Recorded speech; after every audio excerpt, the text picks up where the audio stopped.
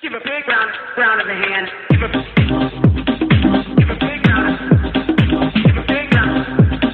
Give a big round.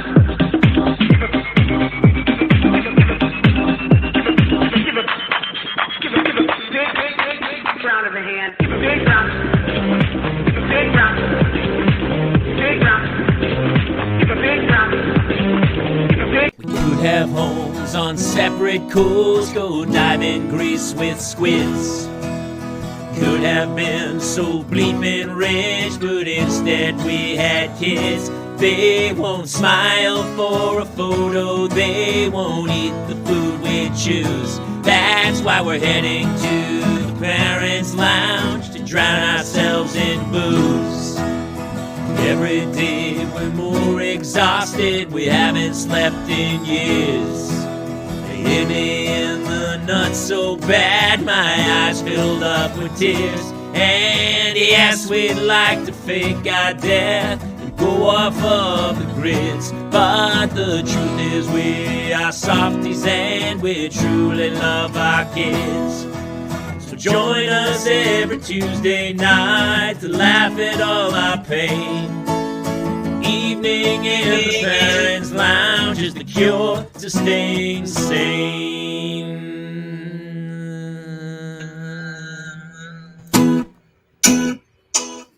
Welcome to another edition of the Parents' Lounge. Tuesday, August 8th, 2023, I believe it is. Jamie Kaler is always joined by Jason Gowin, my partner here in the Parents' Lounge, trying to Hello, everybody. Giving everyone a little parental mental health Tuesday. If you have a cocktail, be a great time to start imbibing. We have a fantastic show tonight. Thank you for tuning in. If you know another parent who needs a laugh and a little bit of it takes a village mentality, please be sure to share this with them. Follow, like, subscribe. We're on Facebook, YouTube, Twitch, Twitter, Instagram, at the Parents Lounge. So come find us and be sure to share the show with other parents because it's super fun to have everyone commenting along and being part of this. And I see some of our regulars are already here. Brandon's here, Marine, Narcolepsy, all the regulars are here. Oh, they're all here. It's going to be great tonight because it's towards the end of summer. We got a lot of stuff to talk about, a lot of stuff going on. I just got back from a vacation. Wasn't my vacation. My kids went on vacation, but I was there financing the whole thing and working very hard. I butlered, I catered, I drove. We'll talk about that in a bit. But let's get into it, shall we? We have a fantastic show tonight. We have two wonderful guests for our panel this evening. Our first, she is the host of the podcast, Why Mommy Drinks, which alone is the greatest name of a podcast. It should almost be called Why Doesn't Mommy Drink? Because I think we can think of 1,000 reasons why mommy drinks. Well, that's the beauty of the show. She's got such an open topic range. I know. She is a member of UCB, Upright Citizens Brigade, a wonderful improviser, comedian. Betsy Stover is here. And one of my favorite comics out there. He's a great dad. He's really I think he's the primary caregiver of those children when he's not on stage at the Comedy Store or touring the country. He's in Jacksonville this coming weekend and Orlando with Josh Wolf, one of our favorite other comics. And he has a great short film out right now where he plays John Belushi and the cowboy and the samurai. Sandy Danto is here. Please welcome Betsy and Sandy. Hey, guys. Hi. Hey. Thanks for having us on. Thanks for taking a couple minutes away from your child to come and make fun of them. I'm always down for that. How is everybody doing? How are you guys? We haven't seen you for a while, or welcome back. It's good to be here. Getting to do this gets me out of cleaning up after the dinner that I made. And usually I'm the one that cleans too. So this is a nice little break from... That's why I love you the most, Sandy, because I even posted a clip of yours this week where you're like, no, I think sometimes when you say it on stage, like, no, I'm watching the kids. I'm like a stay-at-home dad. People are like, sure you are. Like, they think it's almost like part of the act. But you're like, no, I'm literally going to go home. I just made a frozen pizza for my kids. I'm so terrible. And my wife's like, did you give them any vegetables? And I was like, we don't have any. The green beans are mungy and there was nothing in there. I mean, the tomato sauce in some ways counts, right? There's limited choices with my kids too. There's like only 3 vegetables they'll eat, like green beans, cucumbers, and maybe a carrot, but that's about it. Yeah. Yeah. Yeah. Sometimes we serve sweet potato fries, and we're like, "That's a vegetable." We do sweet potatoes, but my kids won't eat it without the marshmallows on top. So you melt marshmallows on it. So I kind of put marshmallows on it, and then I came back, and all they did was eat the marshmallows off of the never ate the sweet potato. So finally I took it and I started to mush it. I had to mush it up, and they still kind of tried to get the little, the rivers of marshmallow out of it and not eat the sweet potato. Yeah, it's painful. This is why mommy drinks. Betsy, why are you drinking these days? Oh man. Well, I was out of town for like a college reunion. Thanks, Maureen. I know, Betsy. I miss why mommy drinks. You're between seasons. That's all. You're on hiatus. I'm on a very extended hiatus. It's complicated. But yeah, today why I drink is that I realized I got back in town last night, and school starts in 6 days. And I didn't get any backpacks or new lunch boxes or shirts or highlighters. I thought you were going to say eyeliner. Eyeliner.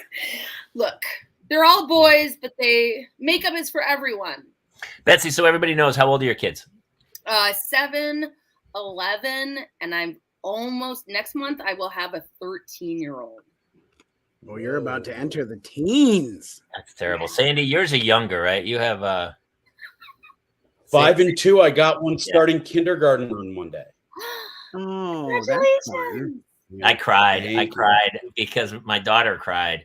And now looking back, it seems so ridiculous that I was like weeping on the drive home because she was like hanging on to my leg. She wouldn't let go. I was like, "You're going to be okay. Don't worry about it." And then I got in the car. I was like, With our oldest, I'm when the gonna be 7-year-old. Oh, go ahead, Sandy. I'm going to be crying. I'm a sentimental guy, but also I'm going to be crying because she now is going to come home at 2, and at preschool, she's at my wife's hospital, and my wife works till like 6. So now I'm going to have to figure out what to do with her for 4 hours. So it's going to be a double sentimental and like, oh no, more work kind of cry. They don't have aftercare. Like my kid's school has aftercare. We just paid a little more. They were like, just give us some more money. And then they kept the kid until like 5. See, they don't give us that option in the public school. Oh, we have it. We're a public school and it's an option, but there's got to be a feeling it out period first. Yeah. Wait, maybe they just haven't told us because they don't want my kids staying after school. You've been told. Jason's kids also get out at like 11 in the morning. They show up. They go, you can drop your kid off from like 9 to 11, and then you got to pick him back up. Well, I guess there's a few options. Like there's a free aftercare option, and there's a pay aftercare option. And the free one is supposed to be for lower income students, but anyone can do it. And the pay one is more enrichment, like they do specific activities. But I think we're going to do the free one. So it's like getting a fast pass at Disney if you upgrade. It's like, right. I'm not sure the educational system is supposed to work like that. Like hey, look, it did wonders for the but it sure does. It's the free after school one just has ads that pop up every time.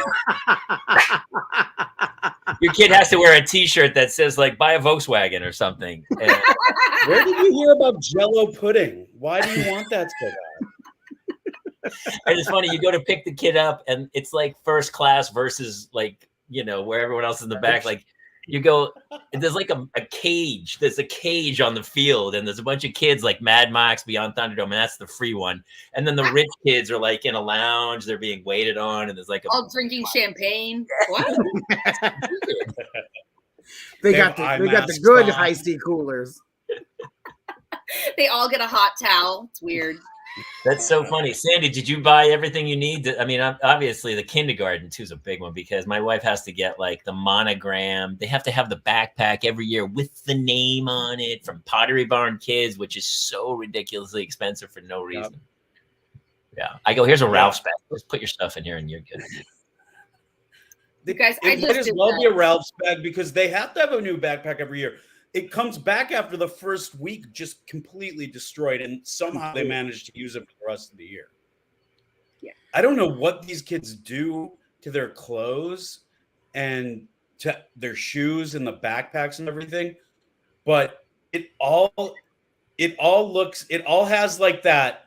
You know, I don't remember when it was, but remember when it was the trend for like all your clothes to look like they're all beat up. That's how kids' clothes end up after like 3 wears. Yeah, you possibly they've been taking them down to the river midday and then washing them in the rocks and then drying them. That's so helpful. My daughter has grass stains on her clothes from school, and they don't even have grass. That's funny. That's pretty funny, dude. I don't know how she managed it. Did she color it on? I don't get it. I don't understand. That's My really kids still don't know how to use a napkin. They still, everything is this and this. Well, I still do that, so I can't blame you. We were eating the other night at the table. What were we having? Something kind of messy. I think we were having fried chicken or something. And my daughter was eating the fried chicken next to me. And she looked up and she kind of lovingly like wiped my hair. Like I don't think she meant to like wipe the fried chicken grease on my hair. But all of a sudden she was like, "Oh, Daddy, I love you." And then I was like, "Did you just wipe chicken on my head?" And she was like, "I did." Oh, dude. Sorry, go ahead. No. I'll take chicken grease over places I've seen them put their hands on their body and then try to touch me on my face. Well, yeah, you're still at 2 years old, you're still playing the game chocolate or poop. I mean, that's a tricky game, so you got to be very careful. That's so funny. Guys, I can easily tell because they don't need a ton of chocolate. Betsy, I can't believe your school starts in 6 days. Yeah. I'm trying not to panic. And also, I'm kind of excited. I don't want to wake up early. I've really enjoyed sleeping in all summer. And I have been sleeping in because my kids will just wake up and, make themselves some microwave popcorn and I sleep. But I'm not looking forward to getting up early in the mornings and everything. But do you have a list? Like our school on their website has a list of supplies that we're supposed. And each year, it's so funny. My wife still buys like a box of 100 pencils, right? And sends her. And then each year after she does that, I show her the other several hundred boxes that we still have in a giant crate in the garage. I go, "Hey, you can stop buying the stuff. We have it. It's here."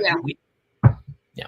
You need to have the reserves in case there's a pencil shortage. I know.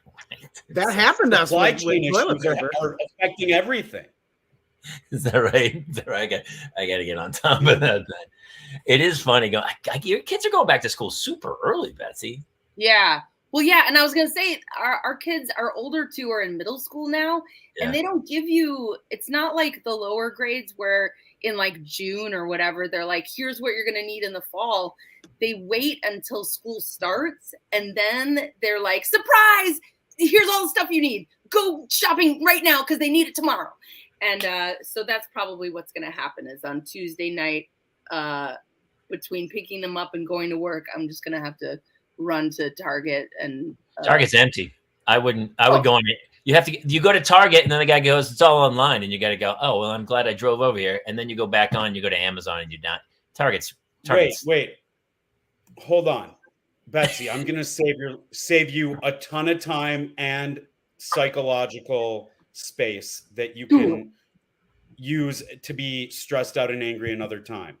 Download. This is an ad I saw during my daughter's after school care. Download the Target app. Oh, I have it. Do a Target pickup. So you drive up. Do all the stuff, drive up, and you taking your kids into Target, me and Jamie, I feel like we've talked about this before. Never. Is a nightmare because you go in there and they want, it's not even toys. It's like, I want a pink fuzzy notebook instead of just a regular 79-cent notebook. I want this treat. I want this hair accessory. They want whatever is in. Pickup, there's none of that. They just get carbon monoxide from the parking structure. Yeah. All that shit I just see, and I see landfill. It like automatically just turns into landfill in my mind. Yeah. Oh my God.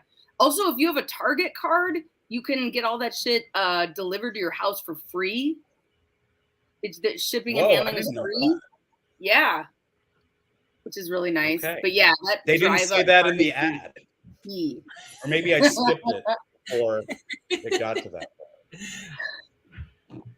We haven't gotten, I haven't gotten stuff yet. We also we'll buy a new backpack, but we never throw out the old ones. Yeah. So we have a stack of horrible, like beaten up backpack. It's like a backpack graveyard in our garage. Yeah. And every time I go to throw them out, my wife is like, "Oh no, that reminds me of first grade. We're holding on to that." And so we have. It's like I'm going to open a used backpack store at some point for Hannah and Claire's. That's it. It's a very specific store. If your name's Hannah or Claire and you like old cheap backpacks, have I got a deal for you? Yeah.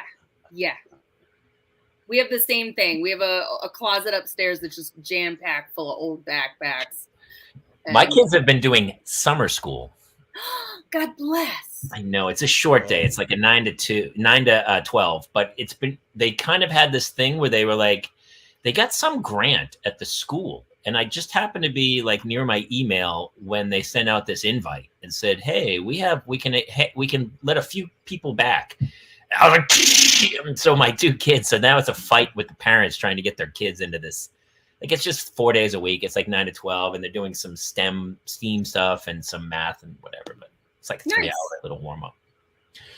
But they're like bumming out because they were in camp. My kids did they had to do 8 straight weeks of different camps, from science camp to dance camp to art camp to sports camp. They would come home from camp and I was like, "How was camp today?" They're like, "Nah, whatever." It's just like when I went to camp once in my whole childhood, I was like, "Oh, camp." Like, oh my God. My kids are like, "Whatever, camp." Yeah. You went to camp once, you said? I think I went to one. Over my entire childhood, I think I went to 2 weeks of sports camp. One was a baseball camp and one was a soccer camp when I was in like high school, I think. I went to 1 week of 4-H camp in my early teen years. And that was it, right? That was it. You learn what happens at 4-H camp? Yeah, like cow husbandry. Yeah, there's some rocketry. There's also rocketry out of nowhere. He pops out. Around everybody, we're going to learn how to milk a cow, and we're also going to learn how to set off rockets. That's what farmers do. It's like a Russian camp, that feels like a Russian camp to me. Like also there's also proper showing of rabbits. There was a class on that too. Like showing them for like a state fair? Like a county fair. So random. Not for Sandy, like restaurant. They're not restaurant quality rabbits. Sandy, did you do camp as a kid? The first Playboy bunny you saw was an actual rabbit. And she was fully nude. Fully nude. Yeah. Her lingerie was very furry. Very furry. Like Bugs Bunny had unzipped its fur and took it off. Yeah. Real sweet. Did you do camp as a kid? Oh yeah, I did sleepover camp for I went to an all boys sports camp for a couple of years, and then I was like, I need to see some girls. So then I went to like an overnight camp in Northern Ontario for like 7 or 8 years. They made a movie about it. You know Mike Binder, he went there. And he made a movie about it called Indian Summer. No way! That's incredible. That's crazy. Yeah, like Ontario? In Northern Ontario, in Algonquin Provincial Park. Isn't that Neil Young has a song? There is a town in North Ontario. Isn't that right? Yep. It's helpless. It's also about the camp. Very famous camp. It's run by the Illuminati, and Is this I true? did Wait. not make the cut. I did not make the cut. Is that true? No. But I did go to camp with Chevy Chase's daughters, and he would show up there, and Dan Aykroyd would show up there every now and again. There was some sort of weird affiliation with celebrities, but I'm not sure what it was. Like Dan Aykroyd randomly came and did Blues Brothers at camp. It was really weird. What? But What also is this amazing. camp? Like, weird looking back, but amazing that I got to experience that. Had you even seen Blues Brothers? Yeah, Not at that. Not. Wait, did I? No, I was like 13 or 14. Yeah, like who is that? Well, did he do it solo? Because he's not even the lead singer. All he does is stand on the side and go oop, oop, ah.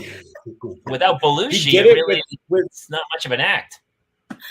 Well, I tried to audition to be the Belushi, but I was a little too young and less rotund back then, so it didn't really track. But he did it with one of the counselors that kind of sort of resembled Belushi a little bit. It's funny.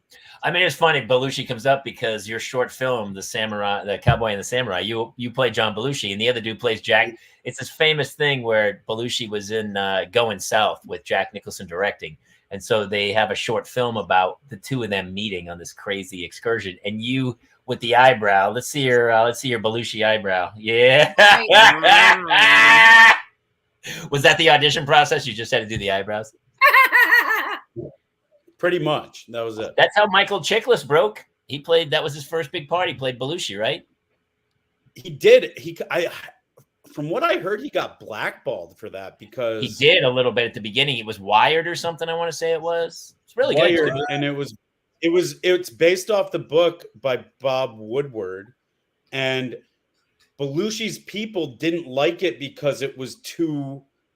It showed the side of him that they didn't want people to see. I read the oral history of Belushi, and it was all like, oh yeah, he wanted to get in trouble, but it was the sanitized version, whereas Wired was like, no, you're gonna see what really went down. He was a full-blown drug addict. He was really funny. Yeah. Fame got the better of him, and he was a full-blown drug addict. Yeah, listen, I get it. He surrounded himself with some bad people. Yeah, it's happened before. That's really, Betsy, did you do camp when you were a kid? This time. Say that again? I didn't do a ton of camp, although my dad, when I was growing up, was so my dad is a Lutheran minister, and he would run Bible camps, and I would visit him in the summer. So I would spend a lot of time in my summers just hanging out at Christian Bible camps with like families and kids, and there were a lot of there was a lot of bug juice, and there were a lot of campfires where there were like it was like sketch comedy, but it was always about a parable. That's not a lot. Camps, I mean, that's those kinds of camps. There's not a lot of sex, but there's a lot of dry humping. I feel like there's a lot of over the shirt touching and maybe some groping, but nothing. Soaking. Yeah, nothing that would offend the man upstairs. Really, and also rocketry and some rocketry. There was definitely rabbits and rocketry. There's no two ways about that. But yeah, I either went to that, or my dad's a Lutheran minister. My mom is Jewish. So I would, when I wasn't at church camp, I was at fucking Jewish day camp. Ladies and gentlemen, the first F-bomb of the evening is dropped on Jewish day camp. And I honestly, she really said, Gordon Lightfoot. Oh, is it? Oh, he was I thought we were back up in Ontario with Gordon Lightfoot, Carefree Highway. But yeah, that's true. That's a true story about Gordon Lightfoot. That's so funny. Wow. So now I understand why you got into comedy. Obviously, there's some damage in there somewhere, right? Oh yeah, we're all damaged, sad clowns. But yeah, I had a lot of religion growing up. Go to Saturday school at temple and Sunday school at church, and Episcopalian school during the week. I'm atheist now. Okay. Well, good to know. I did sort of see that coming. You just split our crowd. That's it. Half the crowd is with you. Oh, and half the crowd is gonna burn you. Half the crowd is nuns, just child-free nuns. So offended. You just never know, man. You know. And still not even close to being the most explored offensive thing everything ever said on to this come to show. that conclusion. That's right. You've tried everything. I really did, Sandy. I really gave it a good college try. Life would have been a lot easier, I think, if I had been really down with God. It's always easier because that's not your plan, and it's somebody else's plan. You just go, look, there's a plan. Whatever happens. But I do think as you get older, the rules, I just follow them. See, on the other side of that, for me, 4-H really did endear me to the rocketry, though.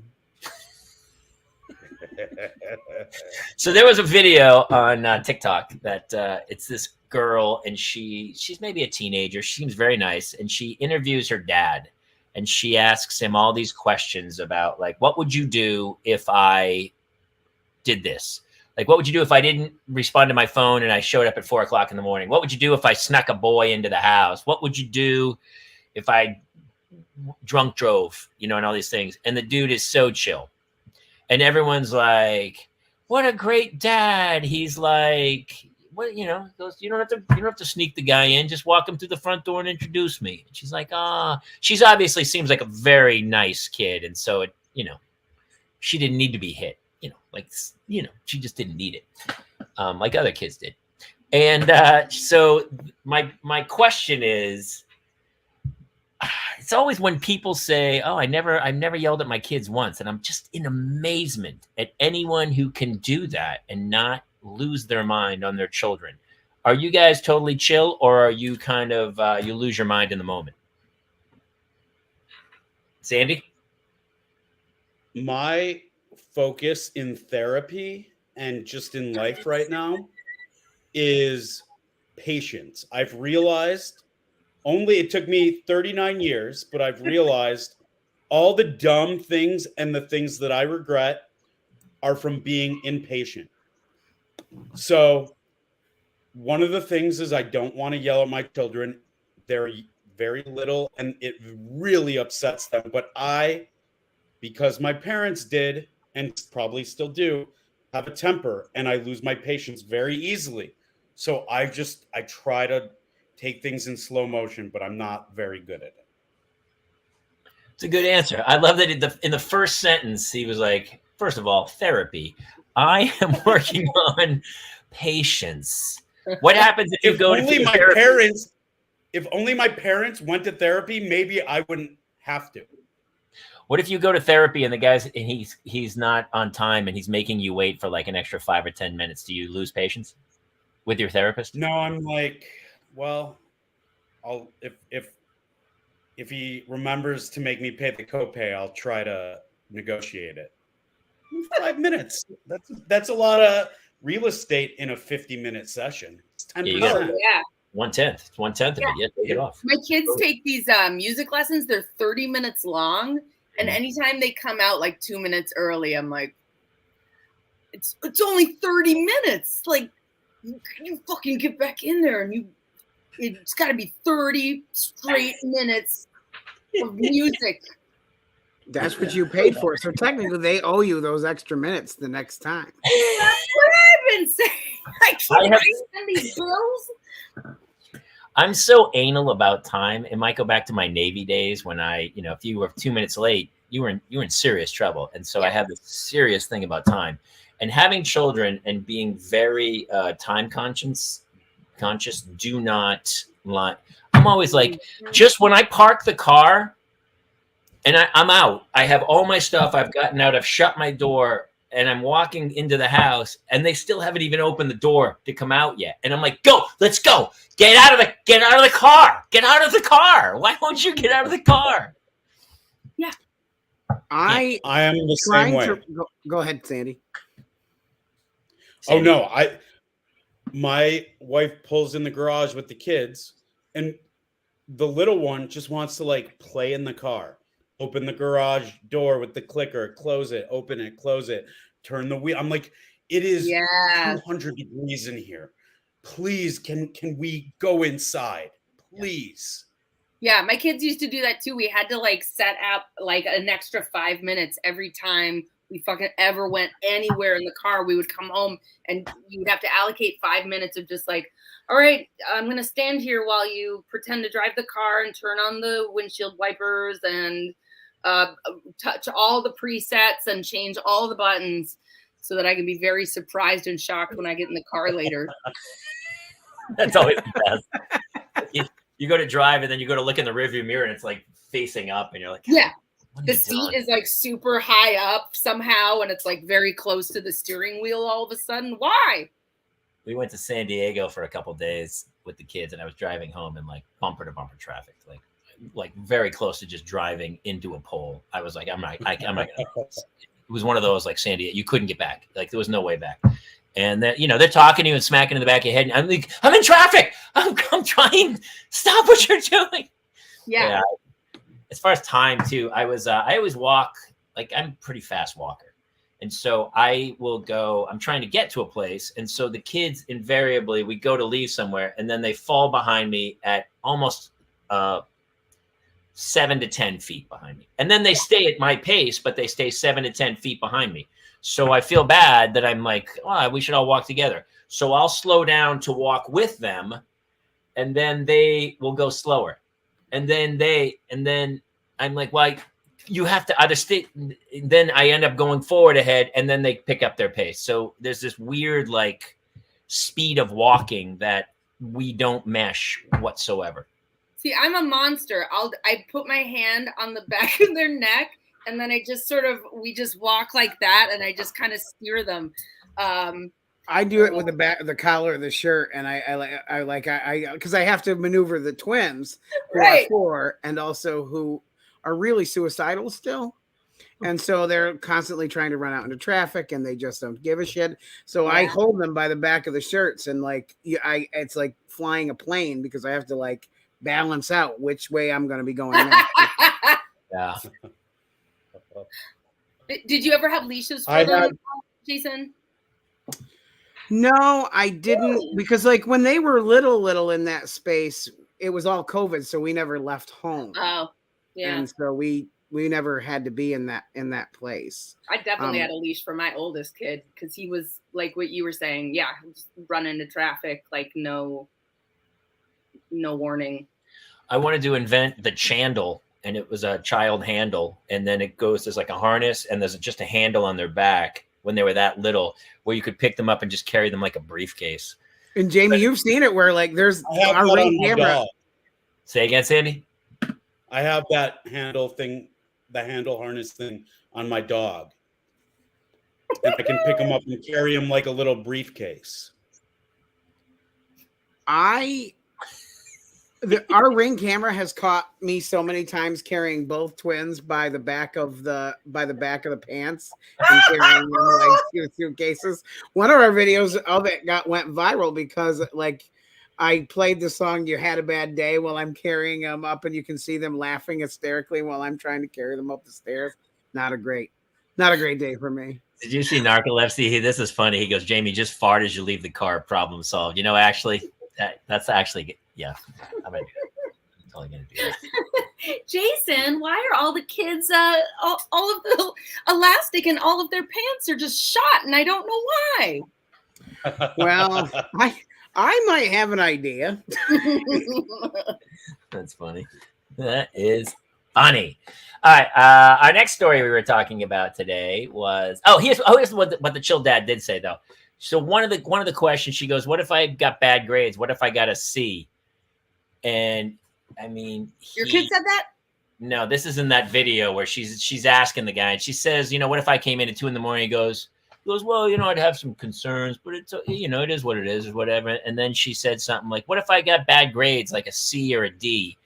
And he said he has a throwaway line of like, it's just school. And that was right. I was like, I'm not sure that's the right answer, but I don't know. What do you guys think? Because here's the problem is nowadays everyone is so on their kids' grades. Sandy, you're just starting kindergarten, but you'll be surprised, man. It's like a little bit of a parenting thing. The same way Lori Loughlin paid for her kid to get into USC. I don't think she was doing it for the kid. I think it was for her so she could tell everyone my kid's in USC.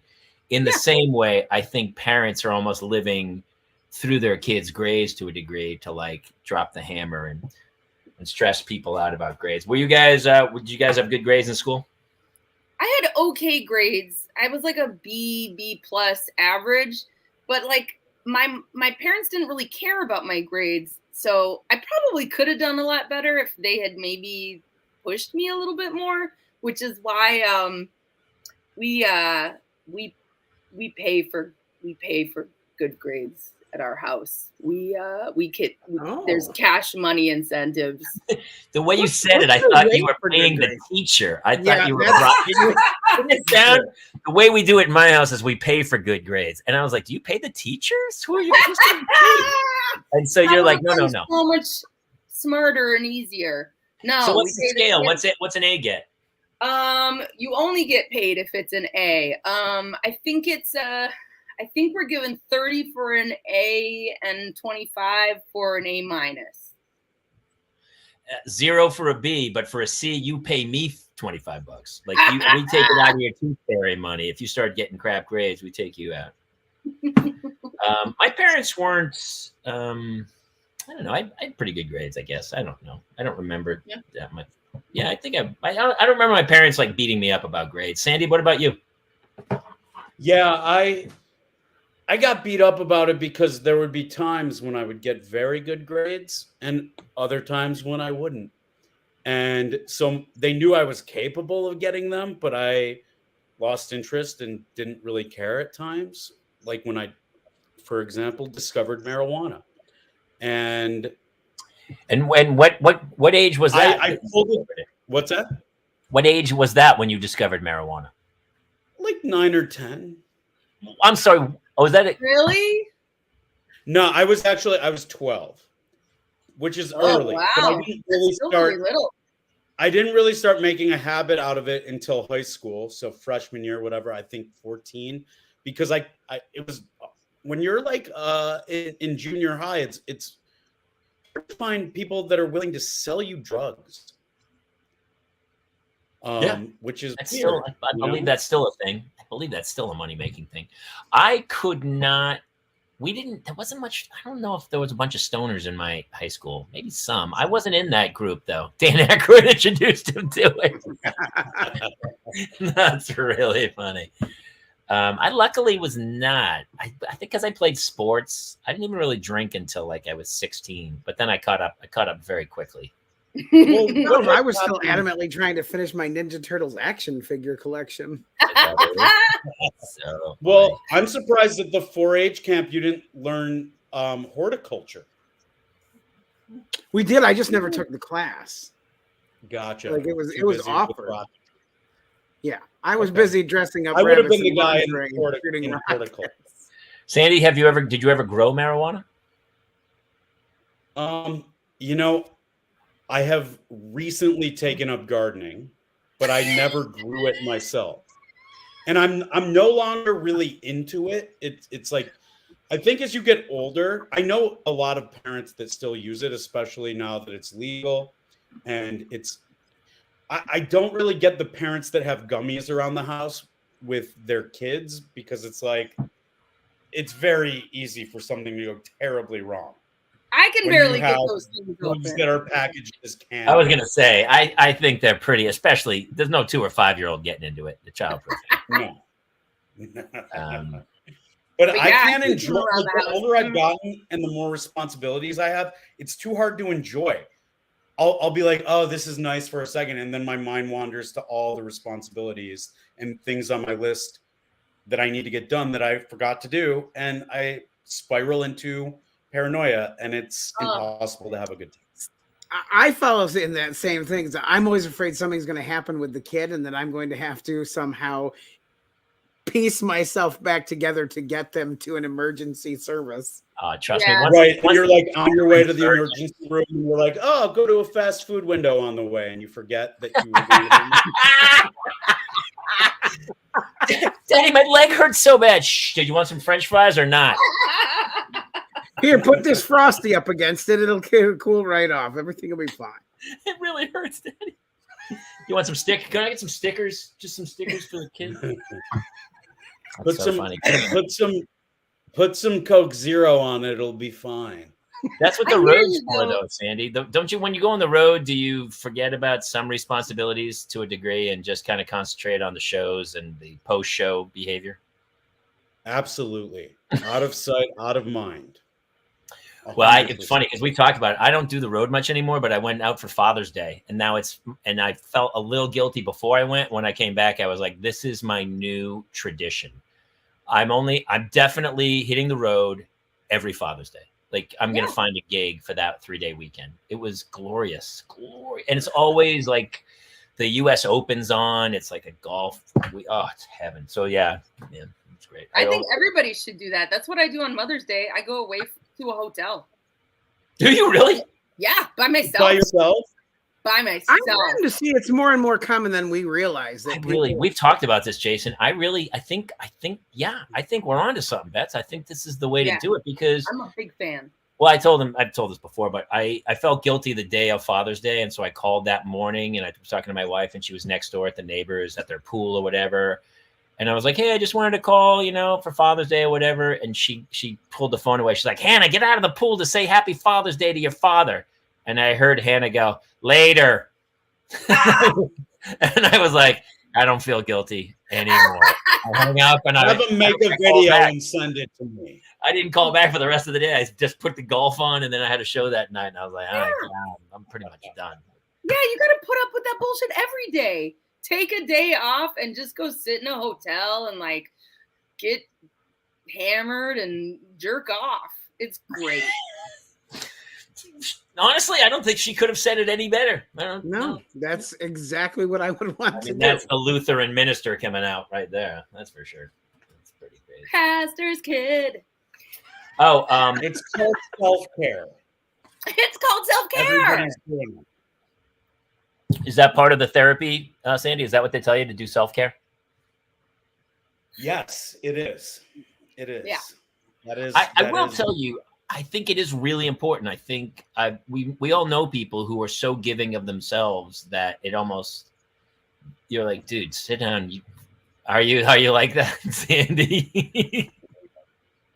You're too much of a giver. You got to be. It is hard, especially in this town. Like I remember the first time I said no to something, I was like, it was so empowering to go like, no, I don't want to do that. It was hard, very hard. But then all of a sudden you're like, oh, that feels so good to be like in charge of your own domain. It was a stupid thing to say no to, though. It ended up becoming very big and famous, and I really made some terrible choices in life. But aside from that, what was it? No, I'm joking. I totally made that up. But I remember like when you first I remember like doing something where I was like, I don't want to even do this, and then you just regret doing it. Just regret. It takes some time to figure it out to say no, like dumb, like some bar shows or weird shows at laundromats, and you're just like, yeah, and then you think it's going to be great because they make a nice flyer, and you're like, oh, this is actually horrible trying to tell jokes at a bowling alley and hearing all the pins crash and jump on your punchlines. And it takes a few times of doing it to stop doing it. Yeah. Yeah. And you always have that like invincible mindset of like, no. You'll watch 4 guys bomb in front of you and you're like, no.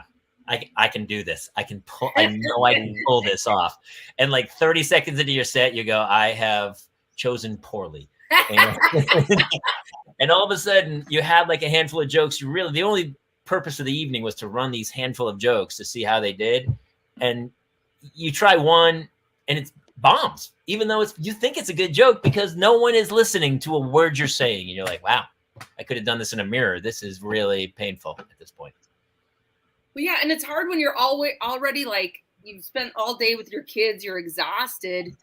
And then you're like, I could have just stayed at home and like gone to bed or like just watch TV. Like, why am I here trying to entertain these jerks who don't want to hear it? Valley, I think it's Valley. Was that Valley says the pandemic helped me learn to say no more because I realized, oh, there's not really a consequence for not doing anything. Like I did nothing for a year and there was really no consequence to that. So That- I could you just might say have just no to summed up these my shows. entire life in one little swoop. Honestly, dude, that is like words of wisdom from above. To go, I did nothing for a year and there were no consequences. It is hard, right? Yeah. Like I'm older, so I kind of, my wife still, like, my kids have that fear of missing out, and I tell them, I go, once you get to a certain age, you have a fear of joining in. I have Foji. Like, I don't. My friends invite me, and I go, I'm a definite maybe, and then I don't show, and I go, sorry, I didn't make it, and they go, we never thought you were coming for a second. We knew. We go, Kaler's not coming. I was like, no. I don't even know why I said I was even interested. I thought about it, but no. People stopped asking us to go anywhere once we had the twins, and I don't know if it's they think we won't come, or because they just don't want the twins there. Yeah. Sometimes we don't get invited to stuff, and I wonder if it's because of my kid or if it's because of me. And there's this weird quandary of like, do the parents not like me, or do their kids not like my kids? It's just a weird vibe about it. Oh my gosh. Speaking of which, my kid has this like really good friend. And he keeps wanting to hang out with this one kid, and his mother is like impossible to communicate with. And to the point where the last time he wanted to hang out with this kid, I just told my husband, like, you have to do all of it. Because I won't, I'm opting out this round. And so it was my turn again. And so I was like, hey, let's get the kids together. Like we have like a above ground pool set up in our backyard. You want to come and like, they'll hang out. And then her response was like, well, and then she just like told me their schedule, like their weekly schedule. It was so bizarre. She's so impossible to communicate with. Hell is other parents, you guys. I do. By the way, you did something really interesting. This is like the new renowned gesture for too long didn't read in texts. Like I noticed. You got to explain it though. We're on iTunes too, Sandy. So he took his hand and pushed it down like you were pushing someone's head down or something. It felt like, and you're like, I can't get to the end of the text because they're walking too slow. That's right. Yeah. Walking slow. And pushing that. But no, I've noticed people do that. They're like this is like a too long text. That's maybe sign language for it. I don't know. Yeah. Yeah. It was. I don't know. You guys do like the reading. Anyone that writes more than like 4 lines in one text, it's not getting read. Yeah, that is so true, dude. That's so true. I'll respond to like the first sentence of it, and if it's not in view where you have to scroll, you're like, yeah, you're done. It's the worst is when you have to read that big chunk and then they text you again and it brings you to the new text and you're like, you motherfucker, I gotta go back like up and like find your spot like in their big. Am I swearing? If you have that much to say, send a voice note. And if you're in a group text and like 4 or 5 texts have gone by already, you're like, I'm out. I don't even know what's happening. I'm just gonna delete this. Oh my gosh! The princess just showed up. Sandy's beautiful little daughter is. We have the same haircut. 2-year-old. You have the same haircut as your 2-year-old. Very much so. Very much. We have the same haircut, and we dress alike. Okay. Cool. What time's bedtime for this young lady? Like 10:30. Yeah. 2-year-old. According to her. Okay, well, that's, she's got a lot of stuff to get taken care of. Maybe she has some work or something she needs to get done tonight. It depends whether or not it's a melatonin night. Ooh. And it looks like tonight. Treat yourself, Sandy.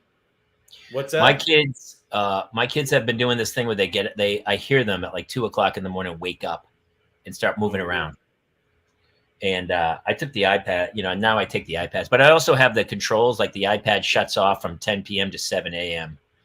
And, but I'm terrified. We have the alarm set just in case they go out in the middle of the night. Cause who knows what they're going to do at 2 a.m. What? Crazy stuff happens. What? You have an alarm set for 2 a.m. just to check? No, we have an alarm on the house. So if somebody goes in or out, they escape. Yeah. Cause I can hear all of a sudden last night I woke up and I heard something drop downstairs and I was like, ugh.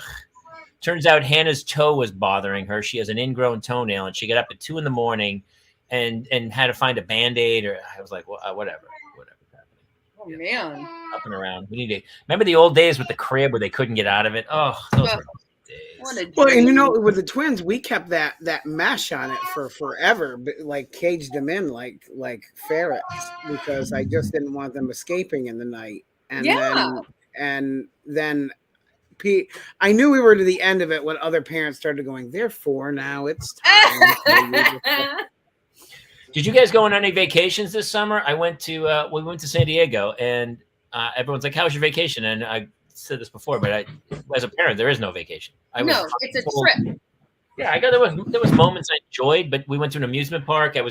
Even when I went to the beach, I couldn't, like, I set a chair up. I never sat in it once because I had to watch the 2 kids almost drown in the ocean for 3 hours, and then they won't get out of the water. Where I'm like, guys, I'm not going to make it. You got to get out of the water. And it was like 3 days of. Really, they had an amazing time. John Patrick Murphy says, I'm opposed to leashes, but we do crate our kids. And honestly, that's really funny. That's really funny. Did you guys? Yeah, my kids are going to be in a kennel when we go on vacation. Yeah.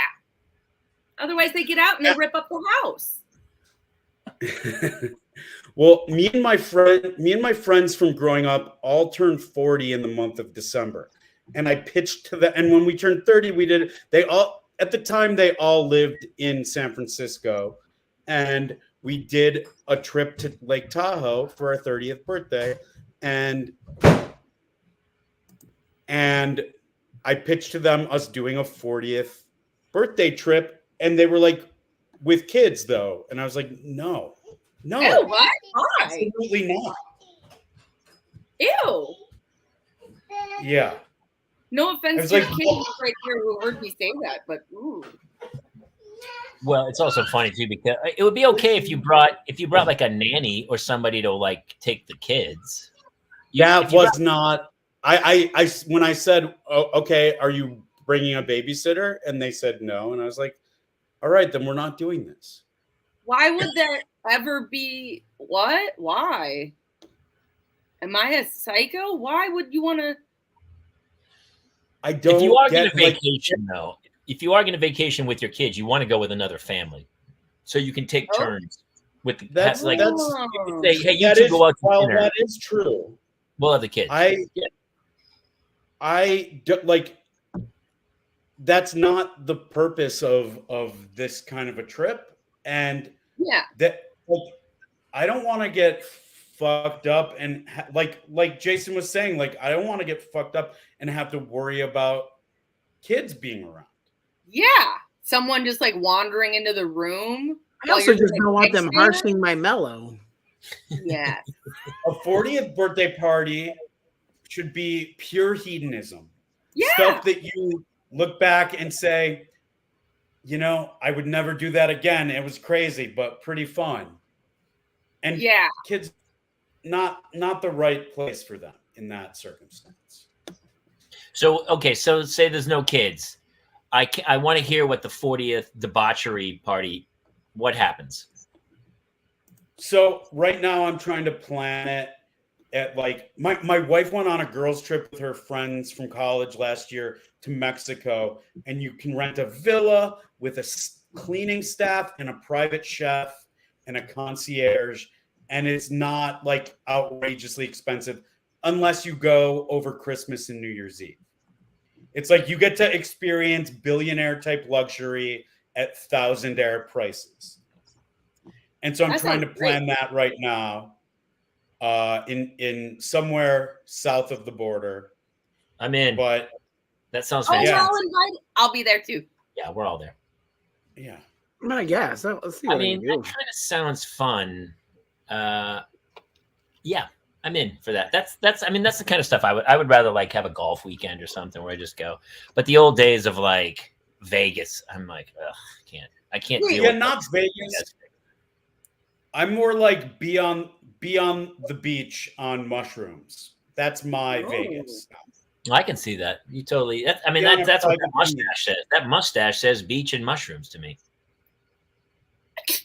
Wait, can I backtrack a little bit? Because when we were talking, when you were saying,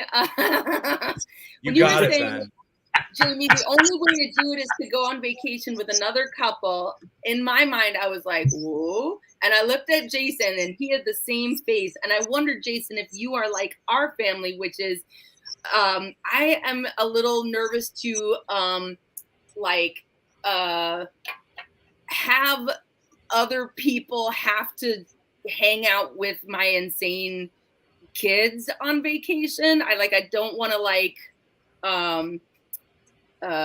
have to expose any innocent people to that. And no, so, my children are feral raccoons. I wouldn't do that to anybody I like. Exactly. Yeah, I feel like we can only go on trips by ourselves because I wouldn't want to expose anyone to that chaos. Sandy, you want to read Narcolepsy's message? Beach and mushrooms is my favorite Axe body spray scent. And you'll love hot tub and ketamine. It's coming soon. There's our clip right there. That's our clip. That's funny. So funny. Now we will subject like my mother to it. Like my mom, like a grandparent, I'm comfortable destroying their life because I owe them for so many things. But if there are people that like I want to continue to be friends with, I would never do that to them. Okay, so do you think that your children are that much crazier than the other children at your school or their friends? Do you think your kids are the standout lunatics? The oldest, Betsy just nods. So yes, absolutely. Yeah. So there's a special needs aspect to ours, though, that does have, there is a bearing on it because they have no F's to give. Like they don't care about the destruction of the world. Yeah. They just want to watch it burn. Yeah. Oh, your kids do, yeah. Yeah. I don't know, but your kids are super young. My kids act crazy, but I'm always like, my wife goes, "Oh, they're so bad," and I go, "They're all bad." I see the other kids. I've coached. Well, I want to talk about that too before we cut the show. I coached other kids, and we've done the show, and I've talked to so many parents, and everyone's like, they're all. It's the whole generation. They're entitled. They're so entitled. I felt really good this week. We had our soccer draft for us to coach. We had our draft this week, and other teams, not knowing, like going down through, did try to draft my son to their team. So I felt really good because there were a lot of kids where we all were like, "Oh, whose year is it to take?" Sebastian. No, they're drafting your kid. They're like hockey goons. They're for fighting. Your kids are the fighters on the team to go, hey, go in and take that kid out. That's what they're. Well, the oldest is actually a really good goalie. So like he probably is an asset to a team. But at the end, like I got in trouble. Like some of the moms were upset that I was roasting the children as we were going through the draft, and I was just why? Because they're the worst. And I said at the end, I was like, well, we've got about 50-50 diamonds and turds on this team this year. So we'll diamonds and turds. Which is also a very good Axe body spray. The Axe body spray is going to be a runner in this show for sure. Betsy, did you or Ari ever coach? Have you guys coached? No, we didn't do sports long enough for us to coach. And we couldn't. We have indoor kids. For the most part, I think they're like, let's stay in and build a robot. Let's stay in and Minecraft until our heads fall off. So it's awesome. Yeah. I'm driving my kid to swim 5 nights a week. It's insane. 5 nights a week, they get this 4th grader swimming. I'm like, what's happening? Who does that? My daughter's. She's in some swim club, and they swim like 4 or 5 nights a week. That's great because nothing tires kids out more than the pool. It's so funny. Some nights she's like, I don't want to go, and I go, you're going. And I do it. I do it very specifically because it burns off her energy, and she's actually really helps her. Yeah. Yeah.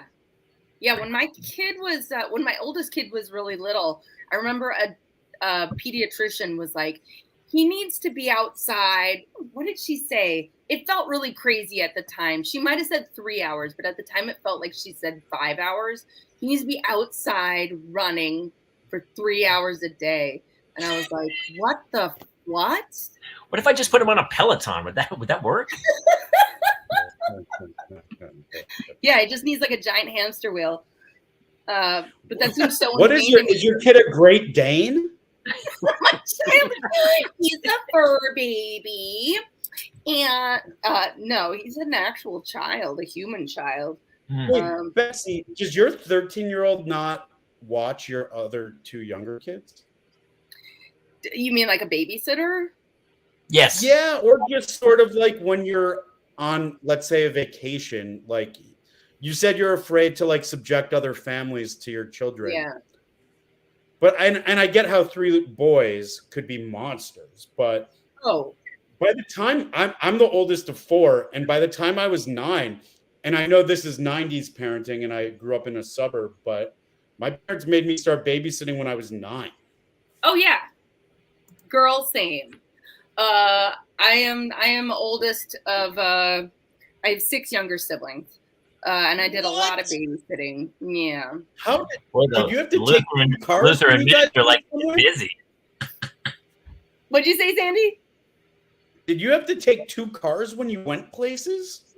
No. Well, no. Each of my parents had after they got divorced, they each had 3 kids in addition to me. So it was just sort of anywhere I went, always children to babysit. I was thinking maybe it was like when you said divorce, I was thinking maybe a reverse Brady Bunch situation where they took 3 kids each. Yeah, like the Parent Trap. They're like, this one's mine. No. Yeah, so I did a lot of babysitting when I was growing up. But my 13-year-old, we just started like leaving the house for a few hours, or he's not like ready to do bedtime. He's a handful in and of himself. You are trying to word that so carefully. He's 13 and he couldn't do bedtime. I mean, let's face facts. There's no bedtime happening, that's for sure. Did this ever happen to you guys when you were growing up where you were like a 13-year-old boy and like your mom was like, here is a 13-year-old girl from the neighborhood and she's going to be watching you? It's like, I feel like that's what would be happening here. It could be an 11-year-old girl watching the 13-year-old boy, really. And the girl's like, yeah, trust me, I got this. And he's like, wait, what? What's for dinner? Like, that's how that would end. That's fun. What I wanted to say was just, he's a boy. So it sounds like, Sandy, you might have been a real self-starter. But your parents were married. Well, they had you. Then they got divorced, and they each had 3 kids. Additionally, if it was the Brady Bunch, you're Alice. Like, you're Alice in this story. But there's 6 kids, and then there's you, like in the middle box, where it's like, is that Alice? Is Alice in the middle box? Yeah. They're like, is she a lesbian? She said she's not. I don't know. By the way, she was probably like, she looks like she's 55 in that. She's probably like 27 years old. Very, when you see old movies, and you're like, something weird about the previous generation aging so fast. Yeah.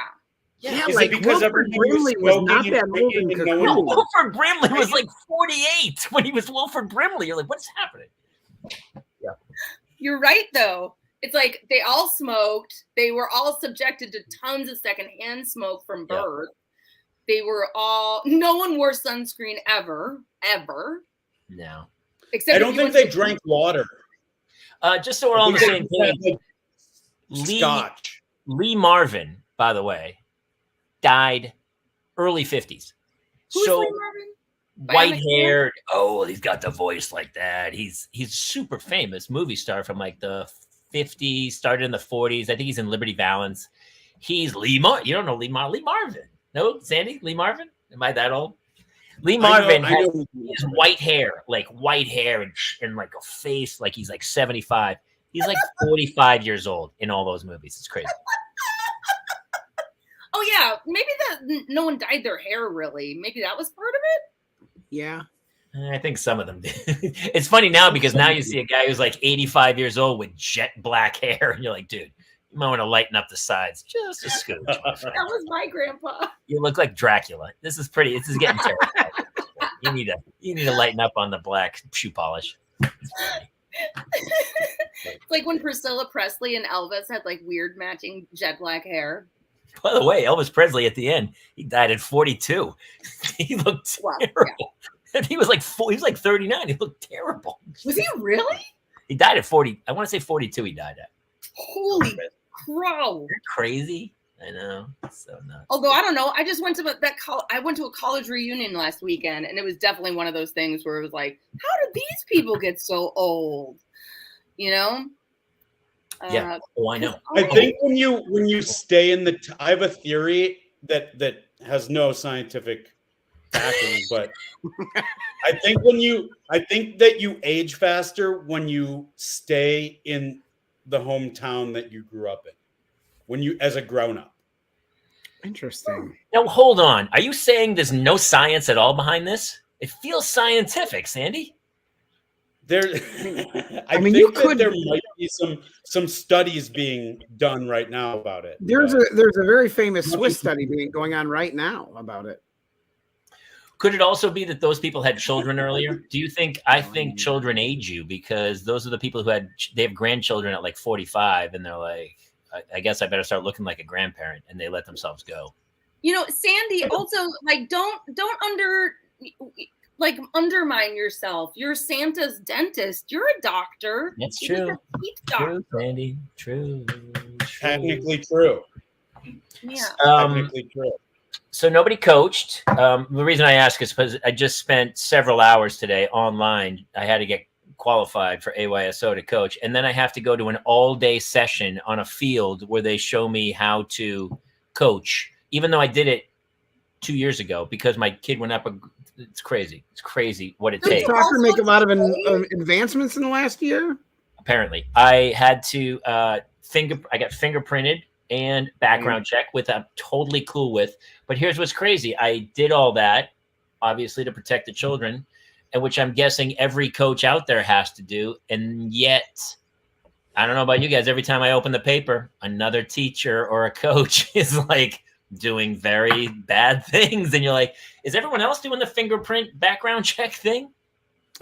So in our soccer league, they sent out a memo at some point this year that said we are going to be checking all the credentials you upload to the website, because last year somebody for the FBI one uploaded a picture, like a colored picture of a kitten.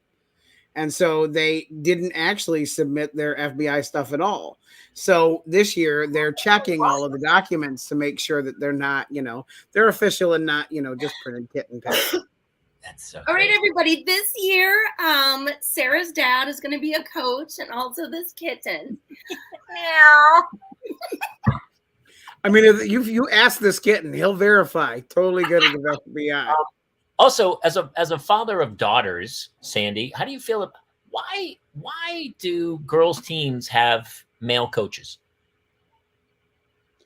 I don't want to be genderist. Girls' teams have male coaches? Aren't there enough women coaches that they should be coaching women? Is that a crazy theory that we should? It feels like a lot of high school volleyball coaches are dudes, and you're like, why can't they have a woman coach?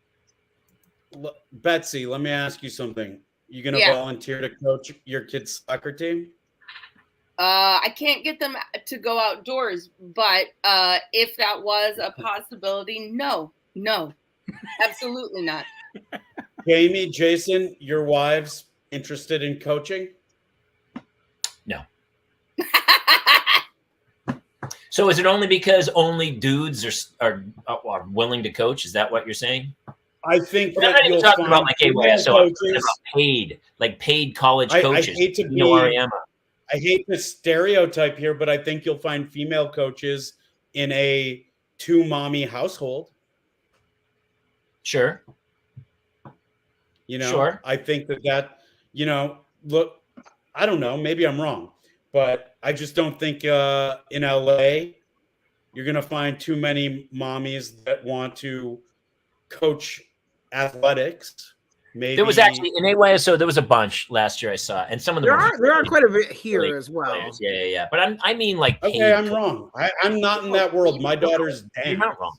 But I'm even saying like the women's soccer team, the U.S. women's soccer team. You're telling me they couldn't find a woman coach who can coach them? They have a dude coaching them. I'm always like, why aren't they having women? Let me ask you this. Here's another question, Sandy. You have a daughter, a little girl. When she's older, will you let boys babysit her? Will I let boys babysit them? Yes. Hell no. No. Okay, thank you. Because I thought you were. Don't have boys babysit my kids. I wouldn't even let my dad babysit them. Well, that's different. But you know what damage he can do to kids. He was your dad. Yeah. It is funny, isn't it, when you grow up and all of a sudden your dad gets involved with your kids and you're like, Jesus, did you do that with me? Oh my God, how did I survive anything with you, Dad? I don't know. Or it's like, maybe if I had more limited, like maybe if time with you was more limited, you would be this nice to me. Maybe. I remember, but it's funny. I was watching that crazy calm dad was so calm, and I'm like, I wish I was that guy. I guess I'm not. Me too. I'm trying really hard. I try. And that's why I'm not going to coach if my daughters become involved in softball or soccer or whatever it is, because I don't have the patience for when, like, I'm trying to teach my daughter how to ride a bike and I'm just like, no, not like, and I'm like, okay, why aren't you being more patient right now? And I'm working on it, but I just don't like, we're trying to teach them, my older daughter, how to read. I'm just like, what's that letter? P, good. What sound does it make? Huh. No, we went over this already. And I'm like, why am I she is trying her best. Why am I getting upset? Well, because if I wanted to be a teacher, I would have been a teacher. I know it's hard. It's hard because you're not a teacher your whole life. And then all of a sudden you really have to become a teacher. But with the kids, like I'll say the same thing 1,000 times until Jason and I talk about this all the time. I go, hey, will you pick that up? And she'll walk up. Will you pick it up? Would you pick that? Hey, will you grab that on your way? Would you pick that up? So finally I explode. Would you pick it up? And then she goes, why are you yelling? And I go, because I asked you 1,000 times. You wouldn't do it. And they have to walk over it to get to where they're going. Every day. That makes me crazy or because trip over it and they still don't do anything. My kids literally don't listen unless I'm yelling. So I'll come in a bunch of times and be like, okay, everybody, so we're going to leave in 5 minutes or whatever. So just get ready, make sure you use the bathroom, put on your shoes or whatever. And then I'll come in and be like, all right, we're leaving in about 1 minute. So just whatever. And then I'll come in and be like, okay, it's time to go. And then no one responds. And then I'm like, it's time to go. And then eventually I'm like, you guys, it's time to go. Get off your phones. And they're like, why are you yelling? And I'm like, because I told you a bunch of times. And they're like, no, you didn't. Thank you, Betsy. That's parenthood in a nutshell. And honestly, that's why mommy drinks right there. Listen, we kept you guys longer than we even wanted to. We're trying to do an hour, but I love chatting and it made me very happy.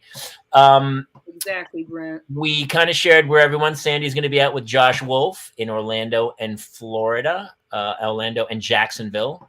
And Betsy, apparently, it might be time to reboot the franchise and get Why Mommy Drinks back up and running. Yeah, you're probably right. Clearly I need an outlet. I mean, a lot of people they like to drink with mommy. And but if you don't start that, then go find Betsy on Insta at betsy.stover. You guys are awesome. Thank you so much for coming and playing with us. And God, you guys are good parents. Every time I have people on, I feel terrible about my own parenting skills. Oh, I also feel terrible about your parenting skills. I know. I saw that coming a mile away. All right, that's it, I think, for tonight. We went a little over. Thank you guys so much. We've said it before. Please follow, subscribe. Yes, Sandy, what? Oh, no, I was just saying thank you. This was not. Yeah. This was better than therapy. Honestly, this is my therapy. This is my. You do both owe a copay, though. It's not much, but it's just a little. Thank you to everyone.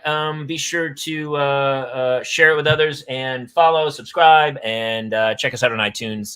Here at the Parents Lounge, we'll see you guys next week. Thanks. Actually, no, we will see you live Thursday night when Andrea Barber from Full House, the one and only Kimmy Gibbler, will be coming on to talk about her new podcast, How Rude Tanneritos, with me and Jamie and Mulligan. So catch us live Thursday night, 10 p.m. She'll be here live with us to to take your questions and funny ass comments and all of the things. And that's it. Now I have to go put children to bed. I love you all. Thanks for tuning in. See you next time. Good night, everybody.